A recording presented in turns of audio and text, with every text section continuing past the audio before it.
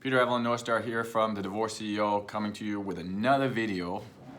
And today's topic is triggers. So this is a hot topic. This is a little spicy topic.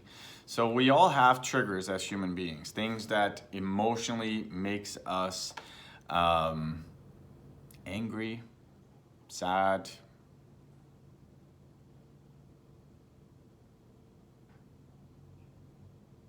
quiet. Things that actually makes us react, right? A trigger is something that makes you react. So, in a lot of our interactions between each other, we will go through our day and there will be people triggering us or a situation that triggers us. But when you're in an intimate relationship with somebody that you're married to, there will be, in the beginning, the honeymoon phase where everything is perfect, everything is amazing, you don't piss each other off, and then boom, things start changing. You start getting triggered. You start getting upset.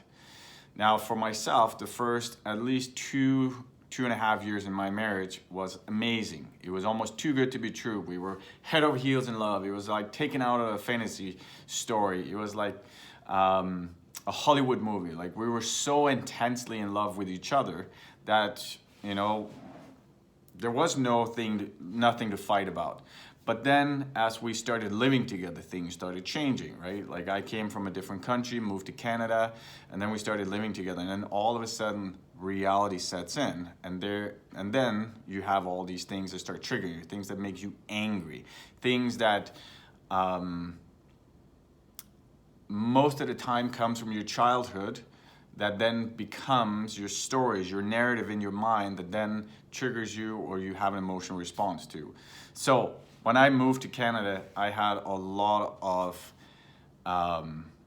fears in terms of moving to a different country, and my ex was very, very good at triggering me, pushing that button all the time that would ignite my fear of what it meant to actually move to a totally different country, starting from scratch, having no friends, having no family, basically just relying on her and her family. And for the first little while, that was a big struggle for us. We come from two very, very different cultures. Even though we were both European, there's still certain elements where we were very different.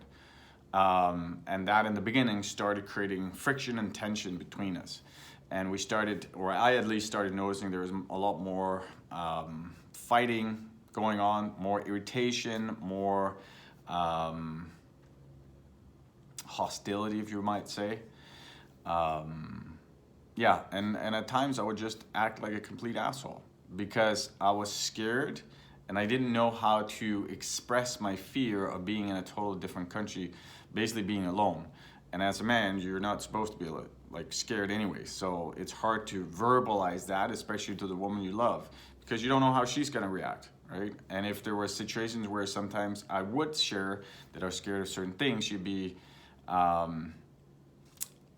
hesitant. She would be a little bit, I wouldn't say resentful, but she would be like, she doesn't really know, could she trust me because he has fear? Like, there's all these uncertainties. So like I mentioned, the first little while we were super head over heels in love and the relationship was amazing. But then as we started living together and have this routine of day-to-day interaction, things become habits. And if you don't put time and effort into your relationship and you do certain things to cultivate this relationship, it just becomes this boxed experience, you might call it. So the triggers became a way for us to have communication, meaning that as time progressed, we became very good at triggering each other. So just as we were super intense in our first, 2.5 years of our marriage, where we were just so head over heels in love, those things then shifted its focus into being like super aggressive in terms of triggering each other. Now the question is, why did we do that? So I have my own ideas of why I did it. I can't speak for her, but for me, it definitely came from a place of being really wounded, really hurt, not feeling like I was seen, not feeling like I was being validated by her. I worked long hours and I didn't really feel that mattered to her, right? So for any of you who know about love language and how the importance of love language, so my two love languages are words of affirmation and physical touch, and she would do neither of those, right? So as our relationship or marriage started to drift, she started being less and less engaged in saying nice things, but also touching me. And as somebody who, like literally lives from having physical touch, like even if it's a hug, that feels like somebody is literally suffocating you slowly. So my response, which was not a great response, was to fire back to get some form of reaction from her that then ended up being a shit show or like a massive fight. So triggers are there because there's something in us, a story, situation, whatever it might be, that you're still not over. And I don't know if we will ever get to a point where we're completely trigger free. I think we can get trigger proof. We can get to a point where we've worked through our triggers and our stories so much that they don't affect us the same way. So that was a little story about how I got triggered. If you have any stories you want to share or any comments, please share in the comments below. Make sure you subscribe to my YouTube channel. Make sure you subscribe to my Instagram and follow me on Facebook. The Divorce CEO, that's my page.